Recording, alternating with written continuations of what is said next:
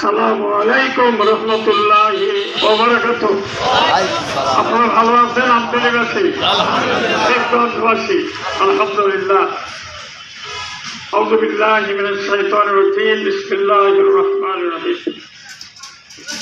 ওয়ালা তাত্তাবিউ খুতুওয়াতিশ শাইতান ইন্নাহু লাকুম আদুউম মুবিন। আলহামদুলিল্লাহ, আমি আপনাদেরকে ধন্যবাদ জানাচ্ছি যে এই পরন্ত বেলায় সামনে মাগরিবের নামাজ আপনারা কোনো ঘোষণা ছাড়াই একত্রিত হয়েছেন। এখানে আমাদের বাংলাদেশ জামাতে ইসলামী পত্র ইউনিয়নের সম্মানিত আমির হযরতুল আল্লাহ মাওলানা শহীদুল্লাহ এবং এখানে পত্র শিবগঞ্জ জামাতের নায়েবে আমির হযরতুল আল্লাহ মাওলানা মুআজ্জম হোসেন এবং সম্মানিত সভাপতি আলহাজ লুৎফর রহমান, উনি আমার অত্যন্ত শ্রদ্ধেয়। উনি এই জামাতে যোগ দিয়ে বলছেন মৃত্যু পর্যন্ত এই কাজই করবো। আমি দেখলাম, চিন্তা ভাবনা করে আলহামদুলিল্লাহ আল্লাহ তাআলা ওনাকে হায়াতে কারিমা এবং সুস্থ জীবন ও সুন্দর পরিবার ওনাকে সাথী করে দিন। এবং এখানে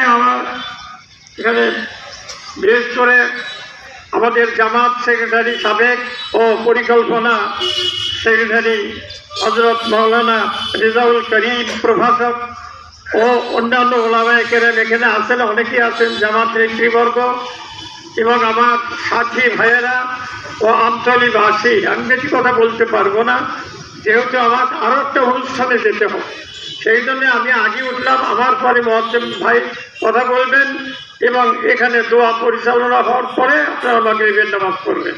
আমার শর্ট কথা হলো, আমরা গোলাম কার? আমরা বান্দা কার?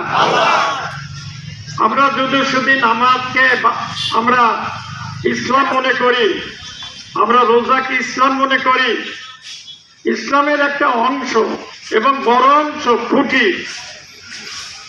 আর ইসলাম হলো আল্লাহর তরফ থেকে আমরা কিভাবে কাজ করব। আমরা নামাজের আগে খাওয়া দাওয়া করি নাকি? এই জীবন পরিচালনা করতে হবে।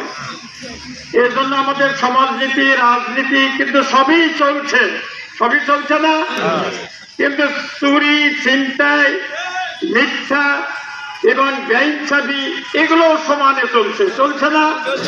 তাহলে একই সাথে আমি নামাজি এবং একই সাথে যারা নামাজি হয়েও যারা লুট করে, যারা ভোট চুরি করে, রাতের বেলা ভোট করে, ছিনতাই করে, পালিয়ে যায়, তারা কি আমাদের নেতা হওয়ার যোগ্য? এই জন্য আল্লাহ তাআলা বলছেন উদখুলু ফিস-সিলমি কাফা, তোমরা পরিপূর্ণভাবে ইসলামের মধ্যে দাখিল হও। ইসলামের আদেশে, কোরআনের আদেশে নামাজ পড়বো, কিন্তু রাষ্ট্র চালাবো শয়তানের আদেশে। আল্লাহ আমাদেরকে মানবেন? এই জন্য আল্লাহ তাআলা বলছেন ইন্নী জাইলুন ফিল আরদি খলিফা, অর্থাৎ তোমাদের মনোমতো, মনসাহী, তোমাদের খুশি মতো রাজনীতি করলে চলবে না। রাজনীতি করতে হবে, এটা জিহাদ। রাজনীতি কি করতে হবে? জিহাদ ওয়া জাহিদু ফিল্লাহি হাক্কা জিহাদি।